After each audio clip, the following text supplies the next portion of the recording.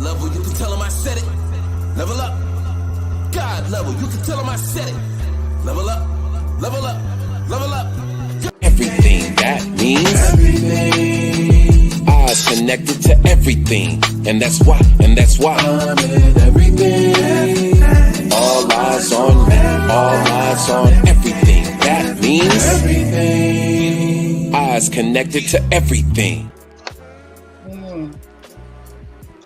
Sorry for being divas this evening. Running a little bit late, but here we are. I hope everyone is having a good week so far. If not, may it change at this very moment moving forward. This is things that people don't want to talk about, coming to you live from where we at in 4 different states. Literally. Thanks. This is my name is God Level. I'm originally from St. Louis, Missouri. I'm a nurse. I'm an entrepreneur. I have this podcast. I'm a sister. I'm a friend. I'm an aunt. I'm a GG. Baby, I am everything good. Ivy, you want to go ahead and represent yourself? Sure. Oh, thank you. What's going on, peoples? It's your girl, Inattentive Ivy, the ADHD owner of all of these doggone hamsters. And I got like 17 of them in my afro tonight. You know what I'm saying? I mean, they're going to pop out and talk about ADHD with us because that's how they roll. You know what I'm saying? Former broadcast journalist. I'm a mom, a sister. And yeah, I'm just coming to you live, man, from the great state of Washington. And as always, we going to keep it a buck. All right. John, you want to go ahead and represent yourself? John Skywalker, the Sly Talker here. I'm a lyricist, spoken word artist, martial artist, personal trainer, lover of life, student of psychology, and I'm a father who has 5 hip-hop albums. 5 hip-hop albums streaming now on all major music streaming platforms. If you like artists like Common, Lupe Fiasco, Black Thought, Kendrick Lamar, J. Cole, Mickey Fax, peep me out. Salute. Salute. Sherman, you want to go ahead and represent yourself? Well, I'm Sherman. Just a normal guy trying to be what he wants to see in the world. That's it. That's beautiful in itself. Short right sweet. there. Yeah, trying to be. Yeah, I love that. Say it one more time. I'm Sherman, just trying to be the guy that he wants to see in the world. That's all. Can't get no better than that. Can't get no better than that. Absolutely. Yeah, your yellow shirt boy in the house. What's up, DJ? Who is that? Hey, that's my boy from Gitmo. When I was deployed to Gitmo, yeah, we used to call him Yellow Shirt Boy. DJ, I used to like do a little split. Yeah. Thank you, Yellow Shirt Boy. Please like, subscribe, and share this podcast. He's so funny. Tonight we're going to be talking about how do you manage ADHD. Well, first you got to go get diagnosed. Go get that diagnosis. Go see that doctor. Go see someone. And then after that, well, that's the interesting part about that, though, right? Well, no. So it's more so, we're not prescribing, right? We're not going to prescribe, right? But so just in like, because she's not wrong. She's not wrong. Okay. There are some benefits with a diagnosis, right? But there's pros and cons. Okay, it's a label, all right. Just like anything else, it's a label. So you have to decide that for yourself. Undiagnosed, diagnosed, right? But just take into consideration that when you are diagnosed, that also entails medication, because you got to think, if you're like, all right, well, I want to get treated for this thing and I think I need some medication. Like I know a homeboy who was just telling me, hey man, I'm dialing in and I'm about to go get some, right? But that's just what he feels like he needs.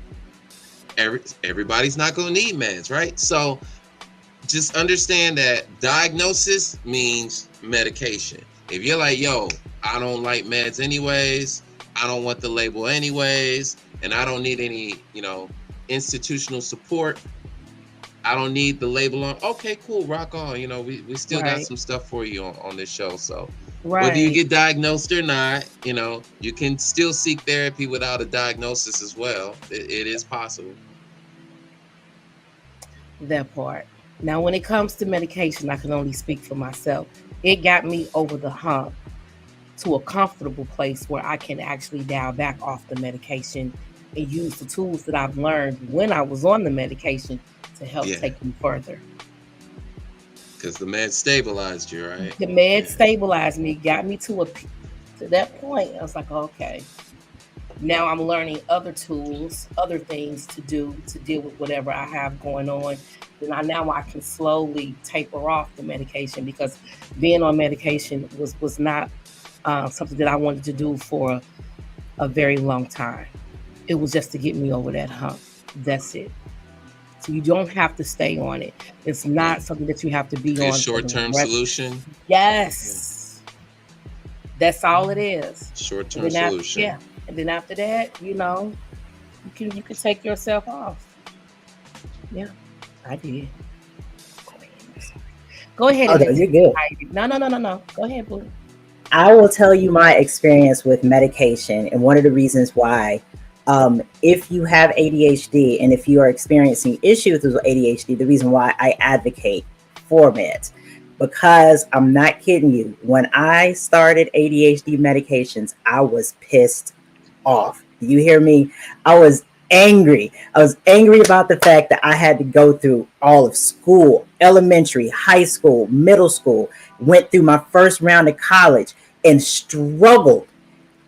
And I didn't know that I had ADHD. And once I took medication, and it's like all of the brain clutter, all of the 16 radio stations, the 4 TV stations, the outside traffic, everything else just, and I was able to focus and think. It was such clarity. I felt like all of the fuzz was finally missing, and I was able to hear myself think for a moment. And I was angry that nobody advocated or even knew about it, even though I realized later on that, nobody talked about this stuff in our community. But I advocate, if you are having issues, or if you are in a space where you don't necessarily, our kids, sometimes our kids don't know how to regulate their emotions because they're still growing. Let their brains get to a point where they're a little bit mature, and then find small ways just to give them a help up. Because I had a friend who found out that her kid had ADHD at 6. And her thing was, why am I not going to give my kid something that could possibly and potentially help her be the best her that she could be? When she gets to an age of recognition, she'll realize maybe she wants to titer off of it. Maybe there's some negative effects from it. But in the beginning, you know what I'm saying? Especially something that is not readily available to our communities. Right. So yeah, that's my advocation for it. And now here's also another advocation for getting not necessarily diagnosed, but just knowing yourself. Once I knew that I had ADHD, I didn't have any tools in place. All I had was medication, because that's all that the providers that I had gave was medication. When I finally learned that there were other things that I could do, that I had tools in the toolbox, that there are things that I could implement to help out my ADHD, then I started to give that stuff a try too. And with the correct combination with stuff that I didn't even know that now they have on the market, like I take a medication for my ADHD that was originally prescribed for blood pressure. It was a blood pressure medication. What is it? It's called Clonidine. You take it at night. Yeah, you take it at night, and it literally it's non-stim, right? And it's a non-stimulant. And it changes the game, y'all. Like seriously. And I wake up in the morning, and I'm so much more regulated because of it, because of my medications and stuff. Clonidine is something. Clonidine. Yep. Or they call it either Minipress or Catapress in the other part of the medical world. Yes. Yeah. Yes, ma'am. Yes, ma'am. Been taking it for years. Really? Yes. 0.1? 0.2. I gave that for patients who have like increased blood pressure. Yes, ma'am. It also works for people who have ADHD. He said, what are some of the tools that you use? God level, I've been on meds for 3 years. Meditation, walking, also not being around the things that trigger you is very important. Yeah. Let's talk about, you can't heal around the same people that broke you.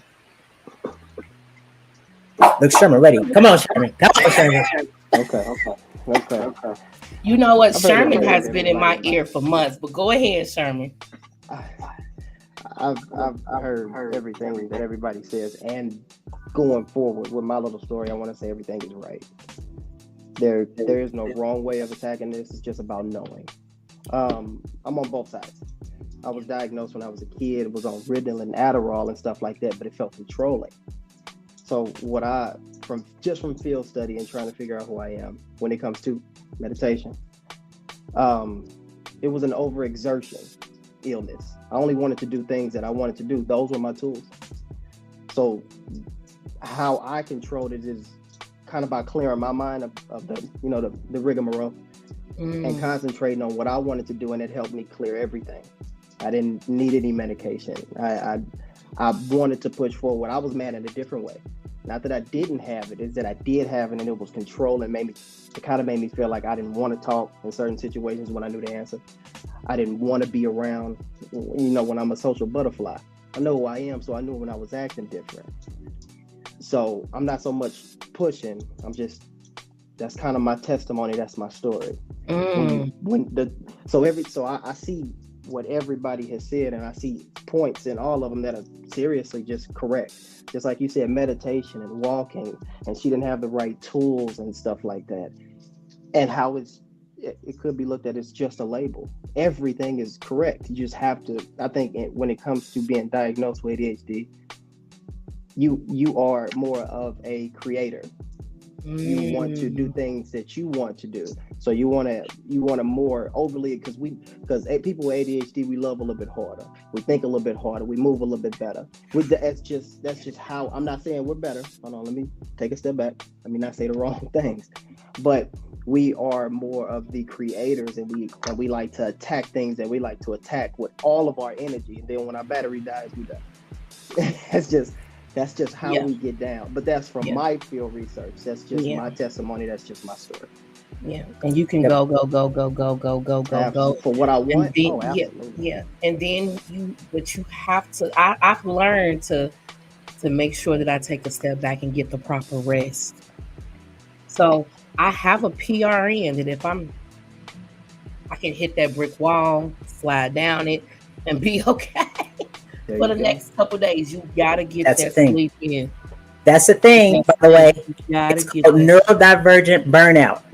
Yeah. Neurodivergent burnout is a thing because when you are neurodivergent, your synapses are going at like 20 million miles to the 1 mile that people who are neurodivergents go, right? So we can experience burnout. And the thing is because of the fact that we can go at that rapid pace, we don't know how to slow down, and our body just shuts off for us because we don't know how to balance ourselves. And I've been learning that the thing for people who are neurodivergent, we have to learn balance. And we have to learn balance. And the other thing is that our balance is not going to look like everybody else's balance. That's something that needs to be said right here, especially if you are neurodivergent. And if you happen to be of a diaspora, or you happen to be of a marginalized community, you have to learn your triggers most expediently, because the way that our trauma kind of shows up in our community. You know what I'm saying? So you have to learn your triggers, learn how to balance them, those different things. If you're feeling burnout, you're feeling burnout. You know what I mean?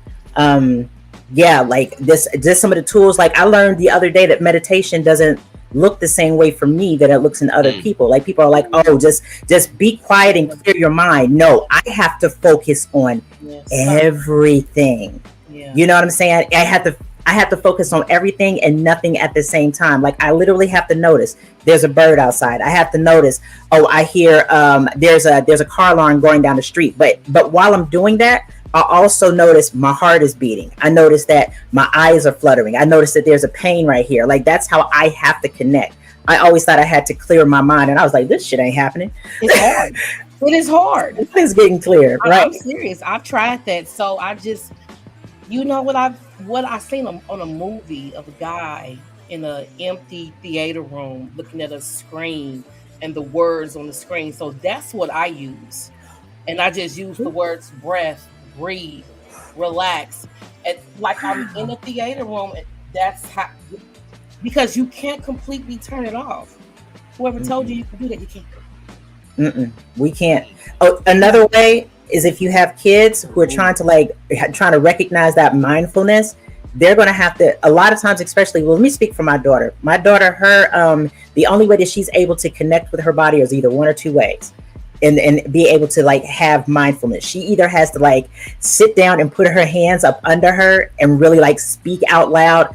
I'm feeling irritated. I'm feeling fear. I'm feeling this. I'm feeling my heartbeat. I'm feeling my eyes. My eyes are itching. But she has to talk it out, or she has to jump. She has to jump up and down in the same space, sometimes with a spin. And it's the only way that she can regulate herself. So there goes those are some additional strategies, just to throw those out there. I just want to piggyback on one thing I don't like, and this is for me. It's kind of a little pet peeve. It kind of picks at me. You say you can't, you can't. You just haven't evolved there yet. That's all. Because I meditate in a different way as well. I repeat one phrase: clear your mind. Clear your mind. It's 1,000 thoughts that's coming from left to right. I actually do the opposite of you. I try to block out everything. So if there is a bird, I have to quiet it. If there is something going down the street, I got to quiet it. But I'm clearing my mind. And I keep saying the same things until I don't hear anything. And then I don't say anything. Okay, I can dig that. And that's what mine starts. But that's just for me. So I love how everybody is telling their own. It's really big. It's very important. Yeah, everybody's got their own thing. That's definite. Yeah, and I appreciate that. Yeah, and you're right. Maybe I haven't got there yet, and I'm just learning how to. But I'm learning how to. Yeah. He said, "But you can." He definitely. Yeah. So okay. The issue here also is you're developing a relationship with the mind. Okay, so this is just one of the pathways to doing that. Meditation is so broad. Even just for example, contemplation is a form of meditation. To be in deep reflective thought, to actually concentrate on one thing, ADHD, concentrate on one thing. How, right? But there is no it's just, and there's not even a doing, right? But the idea is this is just one of the pathways in which you reclaim a different relationship with your mind. So we talked about a few of the strategies there, right? I'd like to insert one of my favorites, and it's not even really a strategy, it's actually a perspective. Cognitive behavioral therapy, or the cognitive behavioral therapy. I have that book. I've been rocking with it since 2015, right? And it kind of stems from As a Man Thinketh, right? Thoughts creating reality. So you just think about how an individual with ADHD behaves, and you think about the relationship that those behaviors have with their mind, right? For example, being impulsive, right? And that manifests in a variety of different, a variety of ways. But imagine if having ADHD, you meditate enough to be aware of how this even functions. And you can make the adjustments by saying, okay, I know how to practice this now. I have access to these strategies or these skill sets or these instructions, and I'm going to implement that in my mind, and I'm going to practice rep. Oh my gosh, I'm losing practice, and suddenly, oh snap, I just reconditioned my mind. Don't even know it That's happens. just one. That's just one, and it's a cluster. Okay, so ADHD is a cluster. So that's one thing you got. Something in place. So it's also about habit formation, right? So what are some environment? Because we kind of touched on that. Now I would like to emphasize this part very heavily. The environmental modifications for an individual with ADHD. I think that's just as important as the therapy and the medication and the personalized interventions, right? But also the environment in which they operate in, because that environment largely influences their thoughts anyways, right? So what are some ways that you think we can manipulate the environment? Let me tell you what I found out today, right? And they go, oh, I'm gonna go ahead and read that. Okay, so Lennox, I'm a B1 flight crew chief, and I've been on Adderall XR. And whenever I'm on that flight deck, flipping switches, running engines, or just flight control checks, I do fumble from time to time, and it's not something that I can afford to happen at all. And I definitely feel that. Yeah, so I I tell everybody, right, like as my classification for groups, right? I'm like that I have ADHD, which means I have a jet engine brain with tricycle brakes, right? Sometimes it's like it just right, it just flipped you out. Okay, because sometimes my brain just be and that's how it goes, but it's hard to stop and take a second to pause, right? And that's the reason why my mindfulness is really important, right? And especially the way that I show up. And something that I found out today, right? I've known this for a while. If you have ADHD, you are allowed to ask your workplace for workplace modifications according to the American Disabilities Act. Today, I spoke to a workforce recruiter, like somebody who helps people with disabilities get jobs, right? And he said that he literally just placed a woman who had ADHD. He got her the job, like got her with the company, and she said, my disability shows up at lights, like natural light, no, not natural light, but artificial light gives her a headache. It's way too stimulating. So they completely and totally changed her office environment, painted her office a dark color, and they have a non-stimulation room for her. In the middle of the day, no matter what time, she goes into this room, she shuts off all the lights, she gets in the recliner, and she lays back for an hour and a half. And that happens whenever it happens, and her employer has made that adjustment for her. So the things that are sensory stimulating for you, you're allowed to ask for accommodations, things of that sort. Like like I know for me, because of the fact that sometimes I just get overstimulated because I'm a reformed people pleaser, right? I have to ask for specific instructions for things, and I literally tell people, listen, I might tell you yes when I mean no, so could you please give me the opportunity to say that maybe I can't do this in the next 24 to 48 hours, and we'll come up with a solution from there. It's all about knowing yourself and then asking for accommodations, like asking for what is the best requirement for you. One more, and then I promise I'll shut up because y'all know I talk a lot. My kid, I finally got her an appointment to be seen by a pediatric neurologist.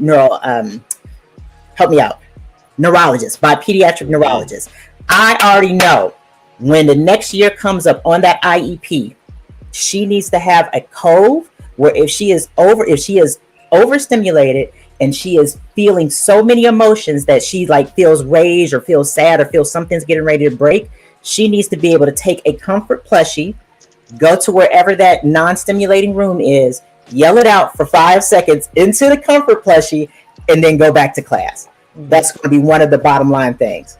Dead serious. So just wanted to let you guys know. One of the things that I like about my job is that we have hour lunches. I can go, I can leave, I can go sit in the car, I can go for a drive, I can just move around for that whole hour to kind of de-stress, because it gets hectic. We can come into a cold within 10-15 minutes of being there, and that will set the pace for the whole day. Like, wow, it wakes you up. A cold will wake you up. So yeah, I'm glad about that. Thank you. That's all I wanted to add. Yeah, it needs to be. Nobody ever talks about this stuff, and let's go ahead and keep it a buck, especially people of a diaspora, right? Because we already feel like, you know, we can be perceived in a different way in a work environment, so we don't want to ask for our needs, and that just comes from the being of us being, right? So yeah, I just wanted to go ahead and put that out there, man. You have, if you are a kid if you have a kid who has ADHD, advocate for that kid to have something that's less I don't know. Sherman, you said you learned when you were young? You got diagnosed when you were young. Like, what did you feel like you needed? Like, what type of environment did you need as a kid? I was super rebellious. I was a crazy kid. I was angry. So I got to be honest. Everybody else has been honest. I love it. So Mine was more of a rebellion tactic. I would put the pill under my tongue because it felt controlling. I wanted to talk when I wanted to talk. I wanted to do what I wanted to do, and I didn't want anything to stop me. And that's kind of, it helped me. It was a pro and a con, but my stimulant was always, it was no finish line that I thought I couldn't reach. So if I couldn't do it then, that's fine, but I can do it. So I'm just going to place that finish line out there because I know it's right there. All I got to do is get the question, get the answer. That's what God is. That's all I got. Coming, there's a term for that. I'm sorry. Maybe I should. So I just learned about something, right? My kids, because they're both neurodivergent. Well, excuse me, all three of them are neurodivergent. And I was wondering like how it is that if somebody tells me I have to do something, I'm like, nope, it's not getting done. Right? Nope. Is that, just don't like it. I don't like, no, you're not going to tell me. No, I'm not doing that just because of the fact that you told me. But if I want to do it, I'm a hyper focus on it all day. It's called pathological demand avoidance. Yeah. It's a thing. Yeah. And I eventually grew out of it because you gotta, it's good rules and bad rules. It may be bad rules, but if you gotta abide, just abide until you can make your own. I didn't learn the very true. Listen, I got all the terms. They're all in the banners. When I started learning about some of this stuff, I feel like I have to learn about it for my kids to help my kids out. You know what I'm saying? Yeah. When I started learning about this stuff, I was like, what? Like the anthropomorphism? I did not know that was an ADHD spicy brain thing when I learned about what that was. I can't even spell it. Listen, I'm trying to pronounce it in my head. Say it one more time. Anthropomorphism. Pufism. Yep. I'm gonna bring it up. Hold up. Wait. Here we go. Okay. So where did it go? Bam. There we go. Little known ADHD symptoms. Anthropomorphism. Jesus. Go ahead and break that down, boo. To a plant. Somebody mentioned it on one of the ADHD groups that I'm on, right? And when they said it, I was like, ugh, I felt so attacked. So if you have ADHD, you normally have a pretty vivid imagination, right? Oh, God. I did not know that we tend to give human characteristics and traits to inanimate objects. Yeah. I've thought that since I was a kid. I think everything's alive, so I always try to treat it a certain way. My daughter, she gives all of her plushies a name. They have their different characteristics. The reason why I have hamsters instead of my little what's-the-name defects, the reason why I have my symptoms are hamsters, and they all have names, right? Wow. I did not know that. Did you just have a moment? Go ahead, girl. Yeah, I just have a twin. You have a twin? I have a twin. That's a twin. My twin is the best version of me. So she be sitting there, and I just visualize her sitting there looking at me, suited up, cutting an apple, asking me when you gonna get your shit together. That's your finish line. That's what that is. Yeah. You know what? Waiting on you, boo. Those what I like. So I think I misshot a little bit. What I do for myself is I speak out loud. I talk completely out loud to myself. I do not care, and I go into a deep reflection. So I'm just bouncing questions off, and every question that I can answer, I do. Every question that I stop at, I compartmentalize. I set it over to the side. I'm like, okay, I'm gonna get back to that. So yeah, that's my thing. I think out loud too, and someone has caught me thinking out loud and thought I was crazy. I'm like, no, I've been doing this all my life. I was literally just talking while I was typing. That's my way of slowing my brain down so I can actually get my stuff out. Mm-hmm. So imagine my fear of going back in January, how scared I'm gonna be. Girl, listen. Listen. Oh, by the way, hi. Who is there? Yeah, that's Command Sergeant Major right there. I just wanted to say hey to him because he tuned in before. I love it when he pops in. But these are all like things that they're parts of our personality, but they're also things that our brains kind of do to like to figure out how to survive, how to survive, kind of like being a part of our spicy brain self. I learned it. I did not know that I had dyscalculia. And I know you're like, why do you have a name for it? It's a thing. And I guess where you said that you sat with yourself and figured out, like you figured out the things that you were feeling for yourself, right, Sherman? Mm-hmm. Because of the fact that I was indoctrinated. You know what I'm saying? I mean, I grew up in a different, I wasn't allowed to think for myself. And when I got older, I finally started to realize I might start want to think for myself, right? And it's really come to pass for me in the last few years. So for me, I needed the box to explain, oh, that's what I do. You understand what I'm saying? So that's the reason why like the terms were like really big for me. So like this calcula, I have to have things in either in multiples of 5, or either they have to end in an even number, or else it drives me crazy. Like if I'm in the car and I turn the volume up, it has to be on either 15 or 20. You understand what I'm saying? Or either it has to be at like 12 or 14. Like it has to be either multiples of, and if not, it drives me crazy. If I see like, instead of a 90-degree angle, if I see an 89-degree I'm talking like it drives me crazy. And I did not know that I was not the only person who felt that way. Just throwing it out there. Borderline OCD, isn't it too? Obsessive compulsion Disorder. Yeah. Yep. Jesus. Yeah. I think Borderline. men are much simpler.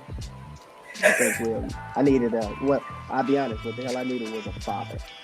My father got locked up, and I needed an example. If I would have had the example, I could get the structure. And with the structure, I was already driven. And that part is definitely necessary. I have a handful.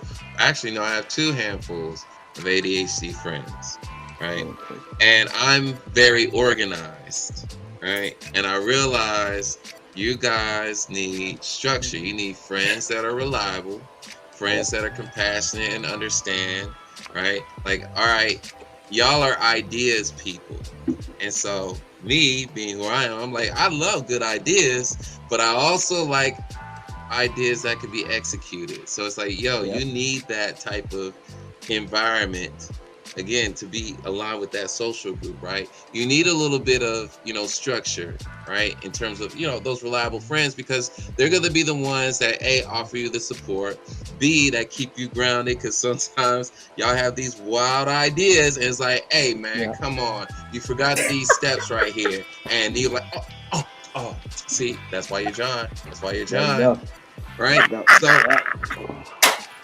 now, I'm saying this as if, all right, you got reliable friends on tap. You could just buy one of those from Walmart, right?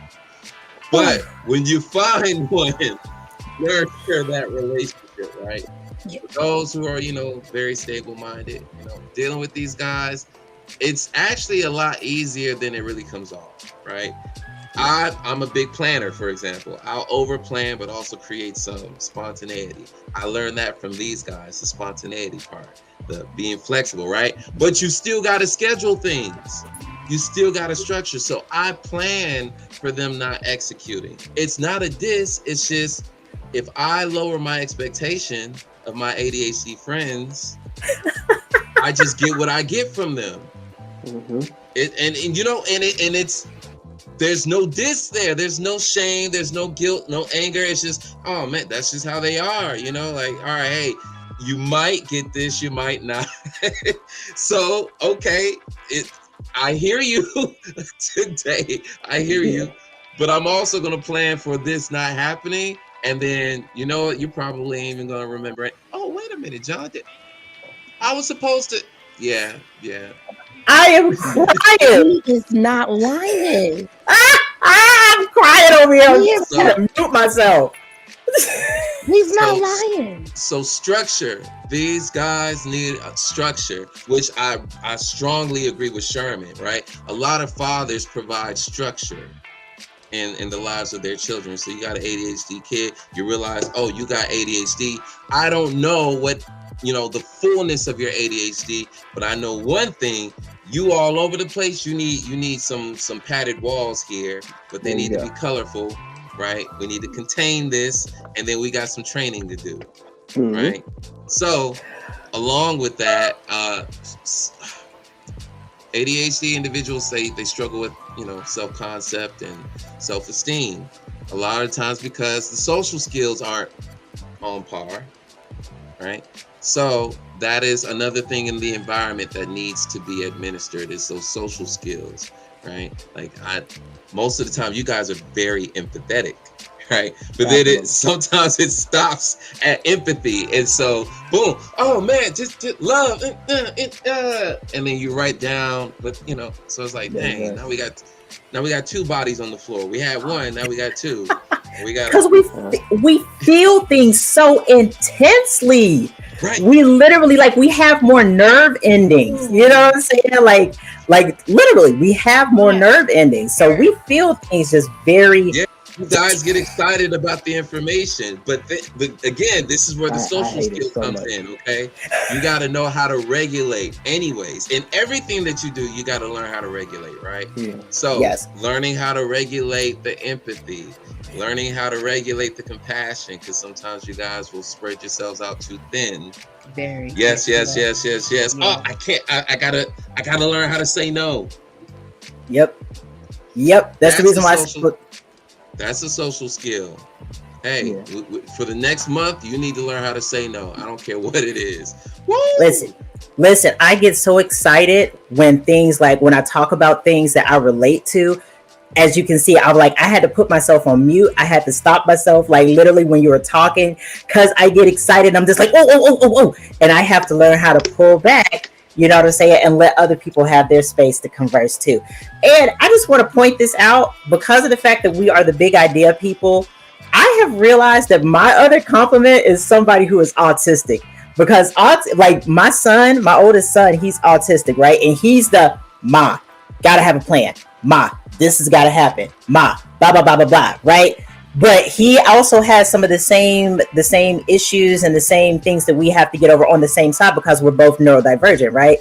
So it's just but he's the planner person. I have a good friend. She's on a cruise now. Her name is Marilyn. She says that she's neurodivergent. I'm like, girl, undiagnosed, but it's okay. I love you, right? I think that her son is autistic, and I think that she's more, she said that she thinks she's more an autistic person. She's got to have a plan. Oh, gotta have a plan. For me, I'm sort of just like, we'll figure it out when we get there. You know what I'm saying? And she's like, no, that's not going to work. And she keeps me accountable, but she also understands how my brain works. And I don't have to feel shame for how my brain works. That's really important. Acceptance of myself and how my brain works. And just knowing that it's how my brain works. And I can use tools to try to get myself out of that. That has been the ultimate of the ultimate for me, is accepting myself for who I am. Now I'm gonna be quiet and put myself on mute.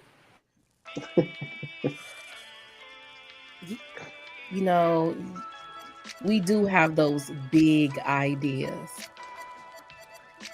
This podcast was my big idea. If it wasn't for John keeping everything organized, we'd probably be lost. I love it. Listen. And he knows it.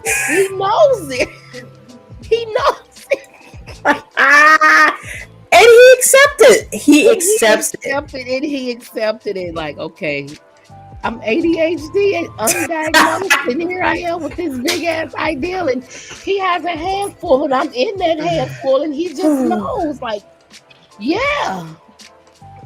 Thank you, John, for understanding, for being the best brother. So collaboration, that's another strategy. Collaboration. So what I've learned, lessons in terms of being a parent and as a friend and even as a lover, right?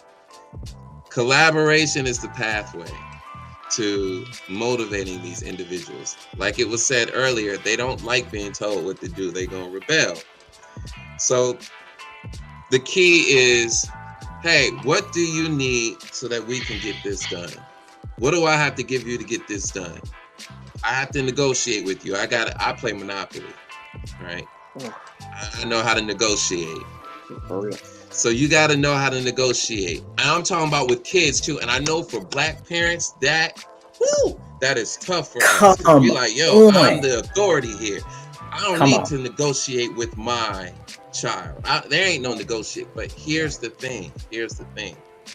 That's what oppressors do. We don't negotiate with terrorists. That thing, right? But when you're in a democracy, right, you create the environment in the home, and you say it's democratic.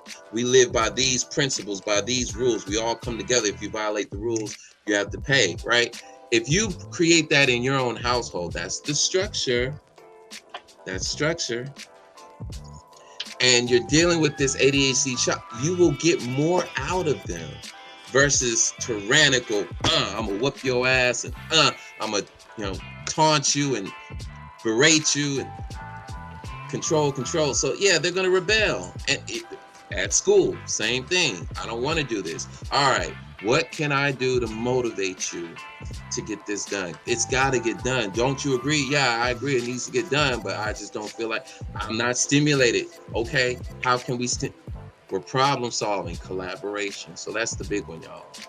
That is huge. It's huge. So I read a book by this guy. He's 27 now, right? And he's got Asperger's, and this kind of goes across the board for people who are neurodivergent, right?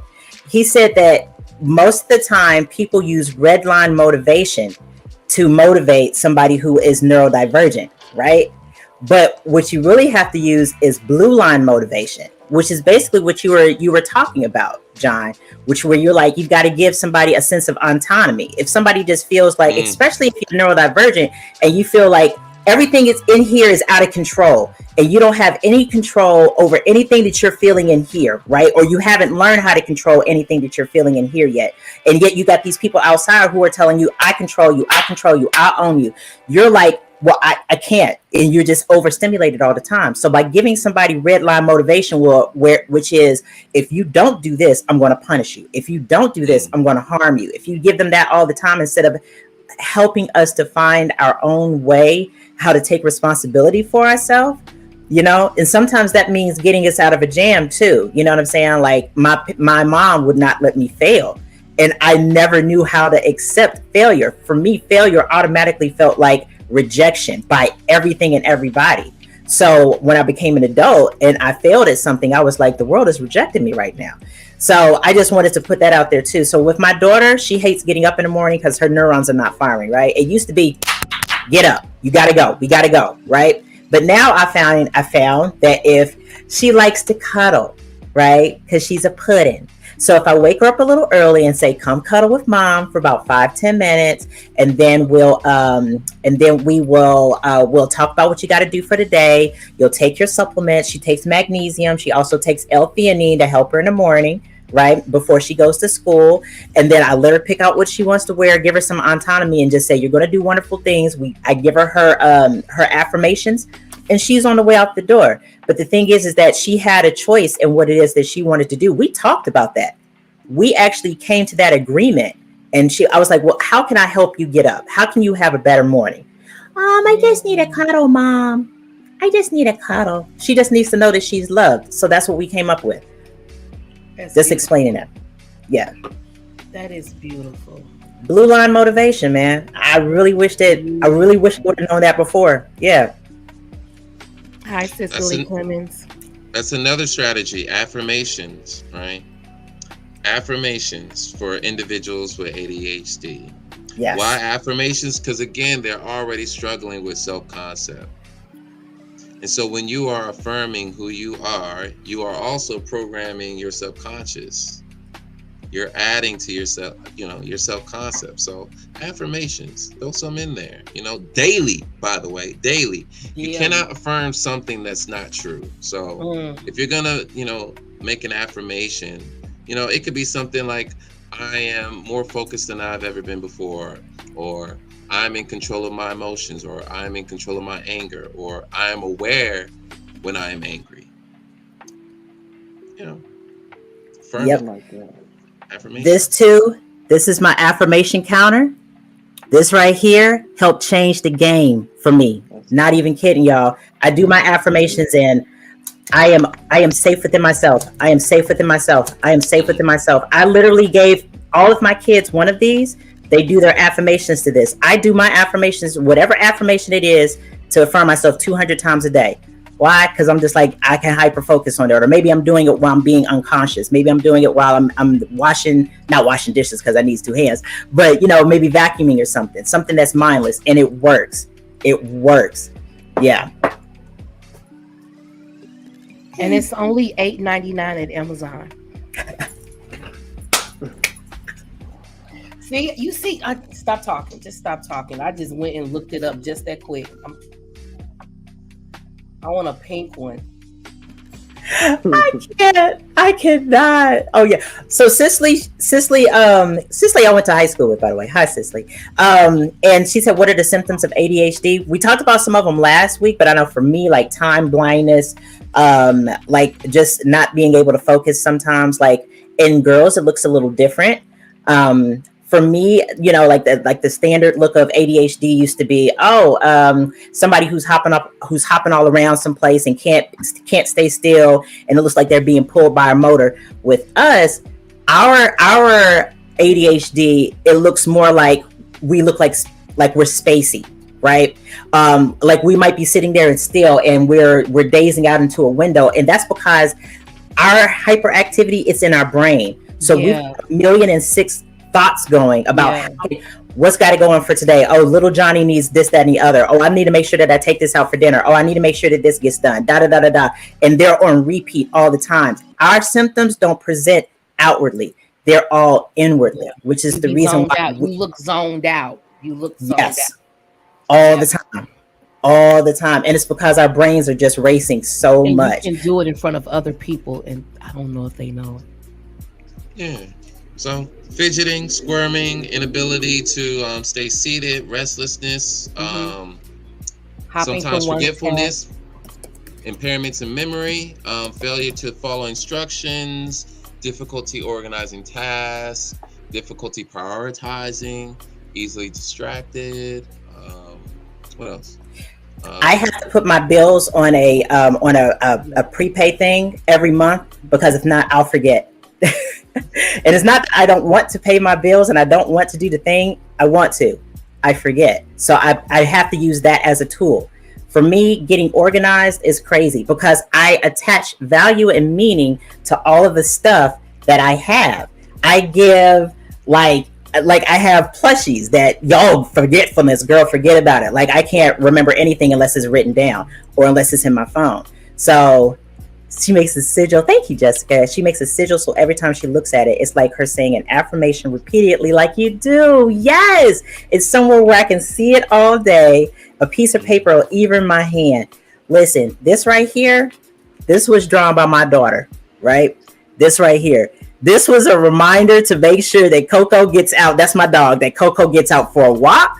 Make sure that he has food. Like, because I forget to eat and she forgets to eat. So that was her reminder for herself and for me. Go feed the dog. Go take the dog on a walk. It's simple as that. I'm not gonna do well with a pet. I've had 4 fish and 3 have died. They are like, and they're dead in the house. They're just dead, laying there inside the fish house. And I'm just like, I be forgetting to feed the fish. Oh my gosh, all the Always time. good to know. I want a dog, but my dog gonna end up hurting me because I'm gonna forget to feed him. He's looking at me, bringing me the bowl, like, oh, okay, yeah, let me feed you. I had 4 fish, they're gone. Red died. What'd you say, Sherman? What did Sherman say? I love dogs. I love them. I want a little dog. They say It's people with just- pets live longer.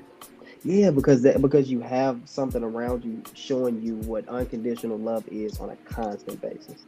Of course, it's gonna make you live longer. Love makes you live longer. It does, yeah. And dogs are love, man. They are. Oh, Cicely, I used to joke about it, or me having ADHD all the time. But with some of the symptoms that you all have listed, is confirming it more and more. Can I bring up some of these terms, John? Do we have time?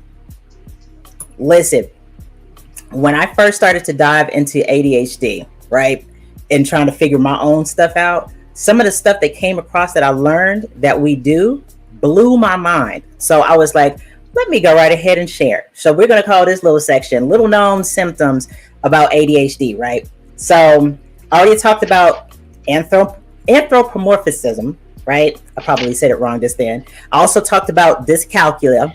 Dyscalculia for me, I already told you, like I have to have things in either multiples of 5 or in like even numbers like 0, 2, 4, things of that sort. Also drives me crazy. Stimming. This is huge because of the fact that our brains are low on dopamine and we're always looking for stimulation. When we don't have stimulation and we don't have something to stimulate our brains right there and we feel bored, sometimes we start to regulate ourselves by stimming. That can be like rubbing our hands together or like cracking your knuckles. My son, he picks out little pieces of like hair sometimes, or he twirls them, or like sometimes we rock or do something like that. So if you find something that like pops up for you that is like that you're trying to like get stimulation, it's the reason why my daughter jumps around. Like she'll literally jump for like 15 minutes because she's trying to regulate her stimulation. She's stimming. I don't know. Does that check out for anybody? Anybody here? I rub my feet. I just rubbing. And it feels good. It feels good. I used to pick at my nail beds. I used to bite my nails. That's a form of stimming. My grandmother told me I was eating poops, and I stopped. I said, that was really good, Grandma. Thank you. What'd you say, Shervin? I said, that smelled okay. Go ahead. Only thing I was gonna add is I guess what helped me with stimming was I did sports and martial arts. So martial arts helped the most, to be honest. That's a structure. It is. Plus, it teaches you about your breath work. It teaches you about and breathing and what is it called? Motor therapy, moving your body to kind of get the regulation like out of your body. That's what helps. That's the reason why we stem, because we're really trying to get those big emotions and that overregulation. Like we're trying to get that overstimulation out of our body. So yeah, it's a very good one. Another one is little known time blindness. I have to trick my brain in order to be on time for anything. I have to trick my brain. I literally have to put, if I have an appointment, I have to put in my calendar 30 minutes before I'm actually supposed to be there. So then that means that hopefully I forget what time I'm actually supposed to be there and I get there on time, because I'm probably going to be late. And I know this about myself. So I have to trick my brain. I'm off today. I am literally off and at home today. And I waited until 5:30 to start playing in my hair. It happens all the time. Like I literally been here. Like I've been an hour behind all day. I was supposed to get to the gym way earlier. Like about 1 or 2. Yes.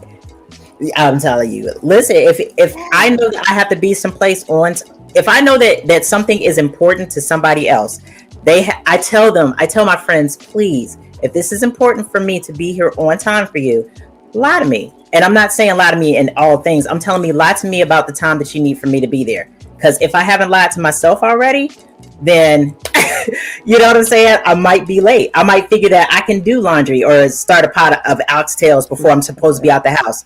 And it's just what I did. I started laundry. Ooh, this one's cute. Okay, check this out. Echolocation. If I was to say right now, break in the door, wave in the door, wave in the 4-4. all you hear is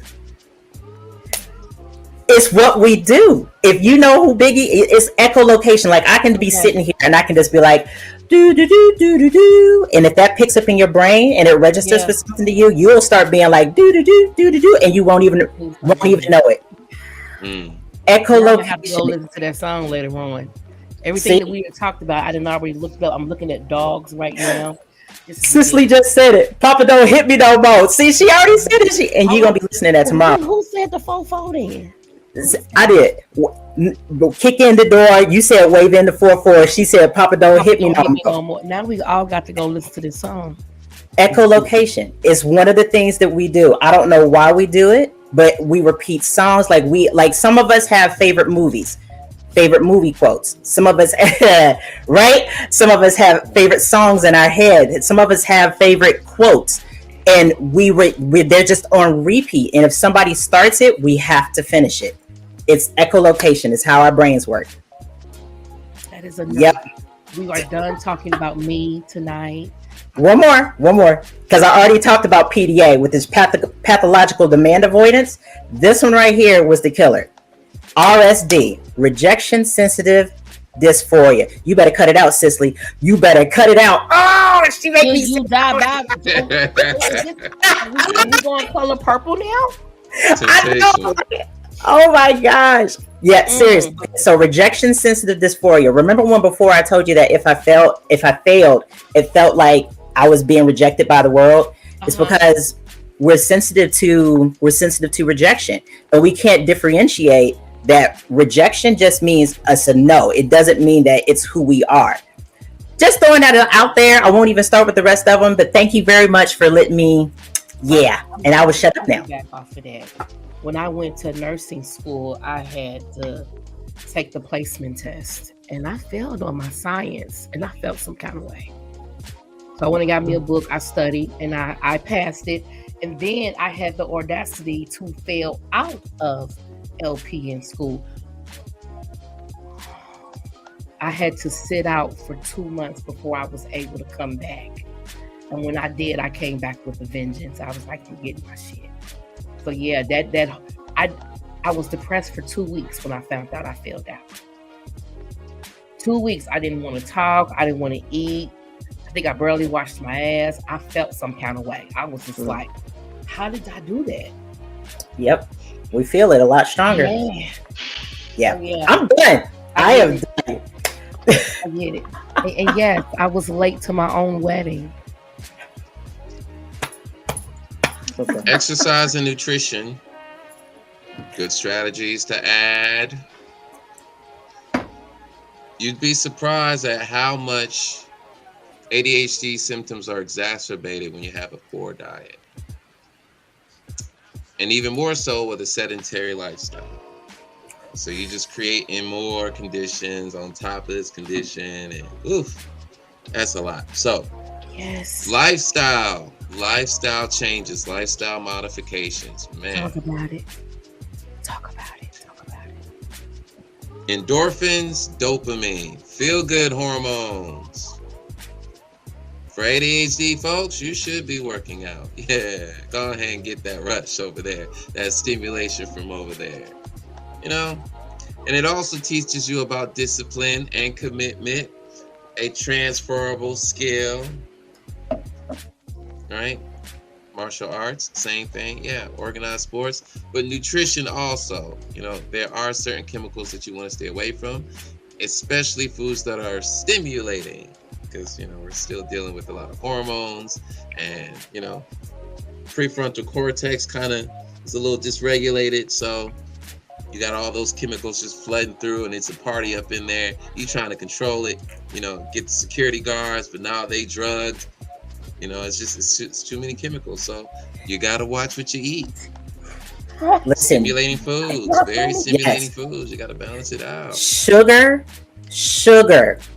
is a killer for us if you are neurodivergent. If you have, I'm talking like, except for maybe some natural forms, it's okay, like agave and honey, right? But sugar is literally, it's like watching and I hope that I can say this without getting dinged by iHeartRadio or whatever. It's like watching a rat to cocaine. I'm dead serious. Like they've done studies on it. It lights up the same receptor signals in our brain as a drug does. And any artificial dyes like red dye, oh my God, red dye and blue dye, horrible for us if you have ADHD. Hi, Cece. Yeah, it's horrible. So yeah. Yeah. Oh my God. This has been great. This was good. Tonight was great. And yeah, stay away from them bad foods like Popeye chicken. They got these wingettes over there that honey lemon pepper is not good for you. And that sweet and spicy is definitely not good. They must taste good. They taste good, so they give you dopamine, right? But yeah, you'll feel it later. Oh, Cicely. You will be depressed later. Yeah. After you ate 6, maybe 7 pieces. Oh yeah. Hold on, wait. I just wanted to pop this up if I could from Sarah. Sarah said skipping tests in high school. She said she knew that she could do better on the essay version of the late test than if she had taken the normal one. Short fuse withdrawal because she feared the possibility of failing. Yes. And you know what? If you could ask, I did not know that you can ask for different types of tests if you don't do well on essay. Yeah, in high school, my kids, because of the fact that they didn't do well with essay tests, they could do visual tests.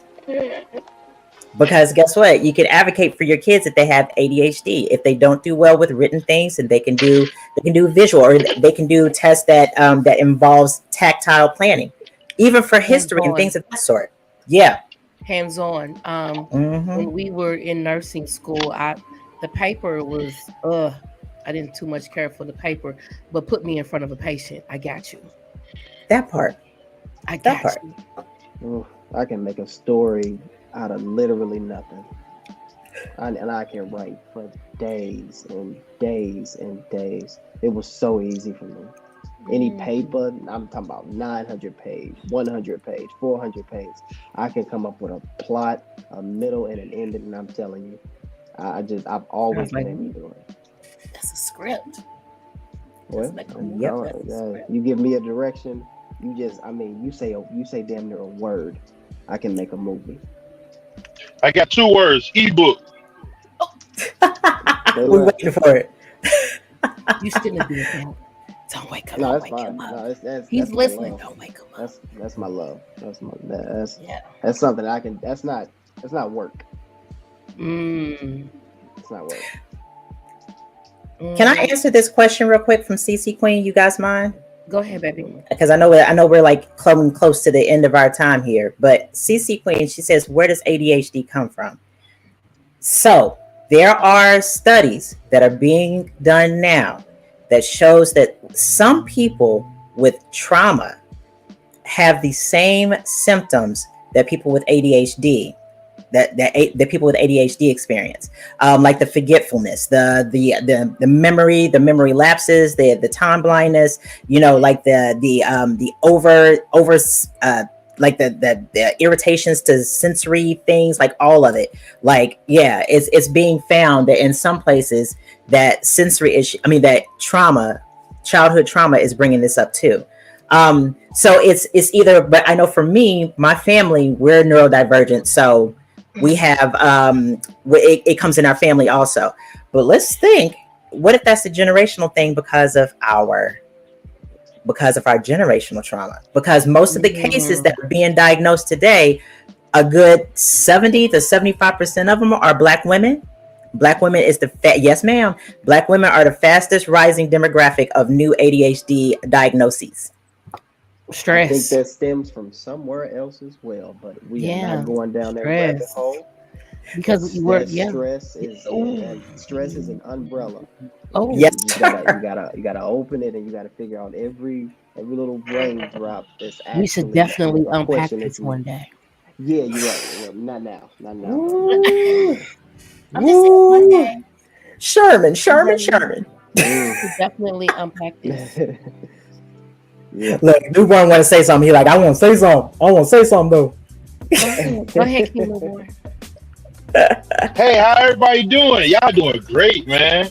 Peace, This is God. King Newborn. You can follow me on all social media platforms at Newborn Everything. Oh, by the way, if you stop by Facebook, slide on over to my YouTube. Try and get the numbers up real quick over there. Peace. That's love. Okay, well. Yeah, we were just like going. And he was just sitting there waiting patiently to be introduced. I'm so sorry, King Newborn. It's all love. Yeah, I don't even know what to say now. Tonight has been a great show. I want to thank everyone for chiming in, for listening, for dropping a comment. I want to thank each and every last one of y'all on this panel.